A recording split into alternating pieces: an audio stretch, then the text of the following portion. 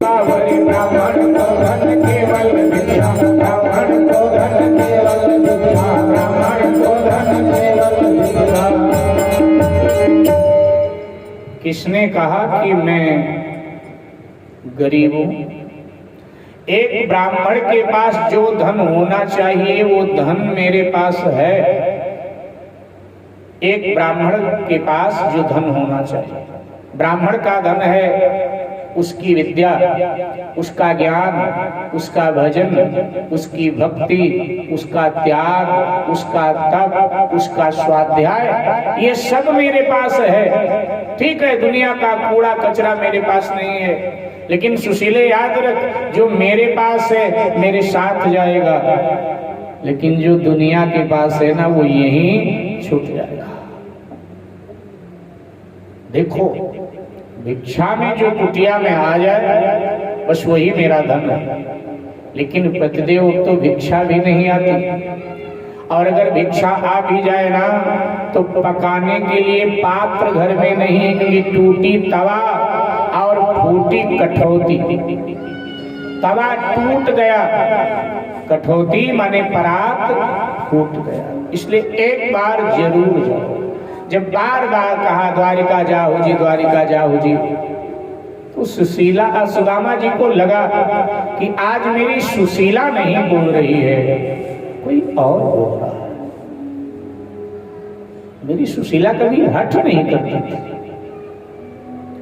सुशीला के आंखों में जब आंखें डालकर सुदामा जी ने देखा तो पाया कि ओ सुशीला के पेट की भूख बार बार कह रही है द्वारिका जाओ जी, द्वारिका जाओ। मुमुक्ष किम न करोति पापम, भूखा व्यक्ति क्या क्या पाप नहीं कर डालता। आरत काह न करे कुकर्म, आरत काह न करे कुकर्म, क्या नहीं कर डालता है भूखा व्यक्ति। सुदामा जी को लगा जाना चाहिए। मैं पति हूं और पति होने के नाते पत्नी का भरण पोषण करना मेरी नैतिक जिम्मेदारी है।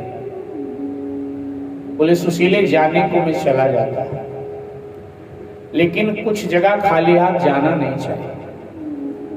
कहां कहां पतिदेव खाली हाथ नहीं जाना चाहिए? तो कहा पिता को अपने पुत्री के यहाँ, भाई को अपने बहन के यहाँ, शिष्य को अपने गुरु के पास,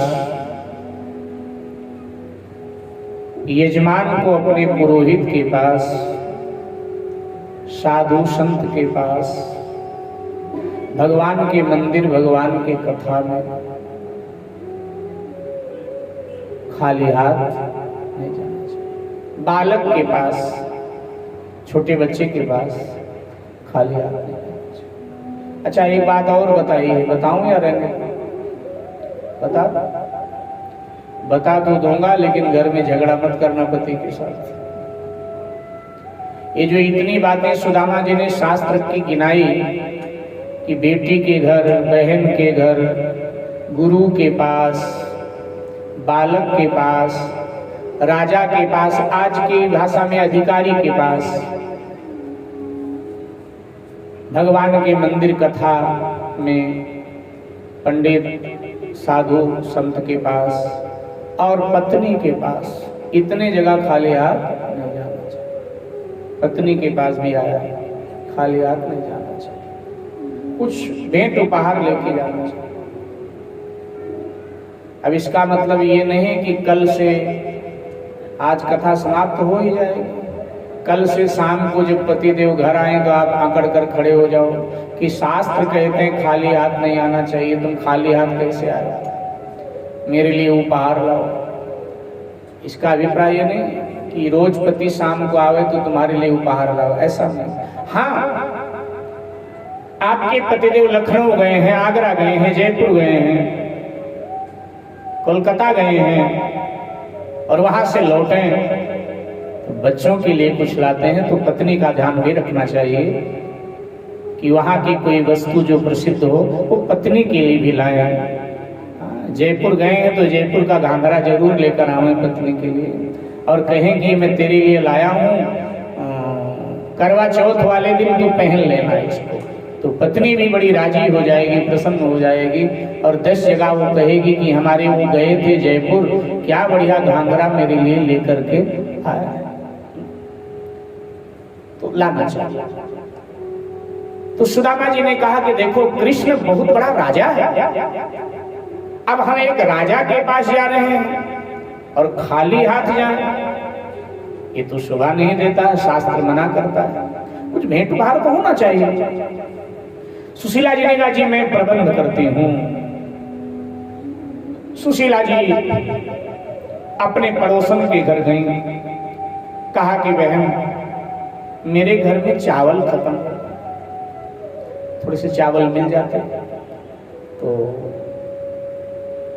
बच्चे को मेरे दस्त आ रहा है, थोड़ा खिचड़ी बनाना था, तो थोड़े चावल अगर मिल जाते तो बाद में जब हमारे यहाँ तैयार होगा हम आपको दे देंगे। पुराने जमाने में गांव देहात में अगल बगल से सब सामान मांग लिए जाते थे, लोग दे देते थे, गांव देहात में ऐसा चलता था।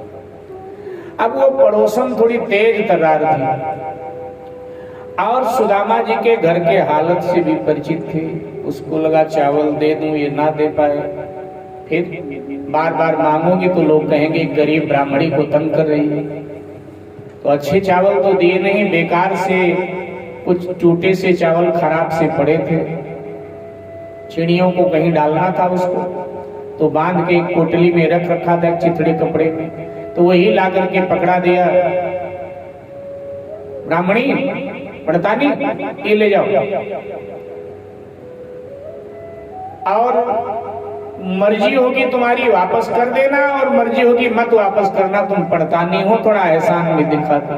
बिल्कुल खराब से चावल, जैसे चावल सोमवार को शंकर जी के सर पे चढ़ाते हो ना, ऐसे ही चावल थे। लेकिन आप सब सरस्वती बिहार के लोग तो बढ़िया चढ़ाते हैं, लेकिन कई लोग तो बढ़िया तो स्वयं खाते हैं, जो खराब सा टूटा सा होता है वो बचा के रखते हैं कि शंकर जी के सर पे चढ़ा देंगे। अच्छा, शंकर जी के भाग्य में लिखा भी न जाने क्या है, जितने सड़े गले फल फ्रिज में होते हैं सोमवार को शंकर जी के सर पे आ जाते हैं, भन भन भन भन मक्खियां भन भनाती हैं, जैसे लगता है कि शंकर जी ने सड़े गले फलों की एजेंसी ले रखी हो, साफ शंकर जी के सर। घर में झगड़ा और हो जाता है, पार्वती जी गणेश कार्तिकेय सब मिलके लड़ते हैं शंकर जी से। गणेश जी कहते एक बात बताओ, ये धतूरा और ये सब तुम्हें प्रिय है ना, हम लोगों को तो नहीं प्रिय, अपने भक्तों को क्यों नहीं बताते हो कि हम लोगों को धतूरा न चढ़ावे? गणेश जी कहते हैं हमको तो जामुन प्रिय है, मोदक प्रिय है, ये कोई चढ़ाते नहीं, हमारे आगे भी धतूरा रख के तुम्हारे भगत चल देते हैं। पार्वती जी कहते हैं मैं राजकुमारी हूँ, मैं ड्राई फ्रूट खाती हूँ, वो तुम्हारे भगत चढ़ाते नहीं, तुम्हारे चक्कर में हमारे आगे भी धतूरे रख के चले जाते हैं। बड़ा तो ऐसा ही था, टूटा चावल। ध्यान देना, भगवान को अच्छी वस्तु अर्पित करनी चाहिए,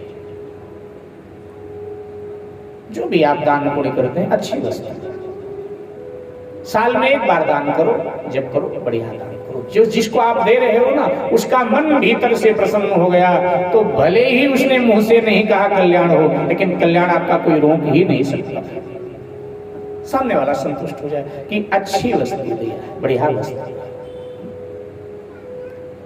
मेरे भाई बहन, ला करके सुशीला जी ने सुदामा जी को दिया और कहा पतिदेव ये द्वारिकाधीश भगवान को देना, अकेले में उन्हें पकड़ा देना और कहना तुम्हारी गरीब भाभी ने तुम्हारे लिए प्रसाद भेजा। ये जरूर बोल देना कि आपकी गरीब भाभी ने आपके लिए प्रसाद भेजा है, वो स्वीकार करेंगे।